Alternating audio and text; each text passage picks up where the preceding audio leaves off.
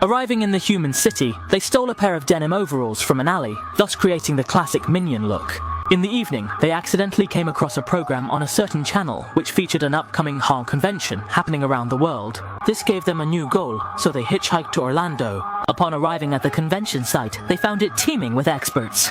There was a person with a freeze gun and a fire-breathing crocodile, along with a doctor who invented a time machine to clone himself. Then, a super woman appeared, and the crowd went wild with excitement.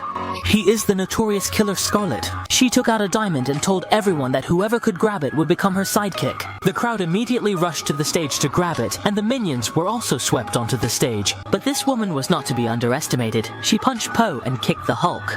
Even when everyone joined forces to pin him down, he utilized his whirlwind kick to knock them all away. By a stroke of luck, the minion managed to obtain the diamond.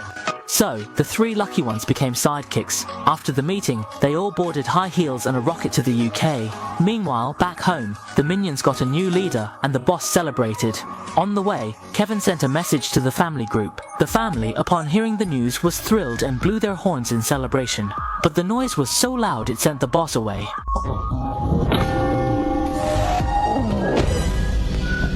They had to start a journey to the City of Refuge, saying goodbye to the boss's clan. Kevin, the big-eyed monocular, reached the boss's base.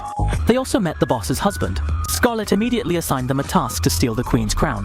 To be on the safe side, the boss's husband also equipped them with weapons.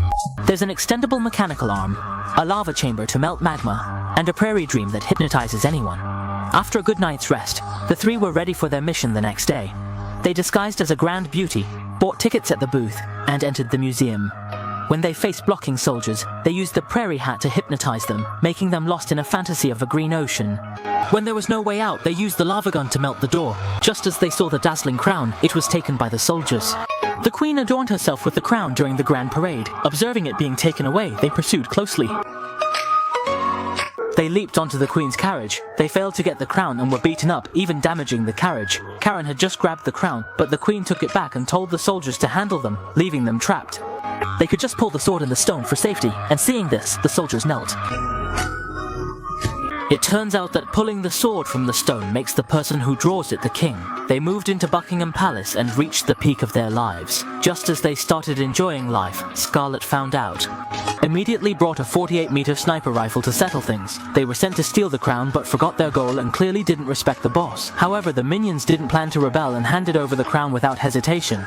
Soon after getting the crown, Scarlet tricked them into the dungeon, planning to eliminate them.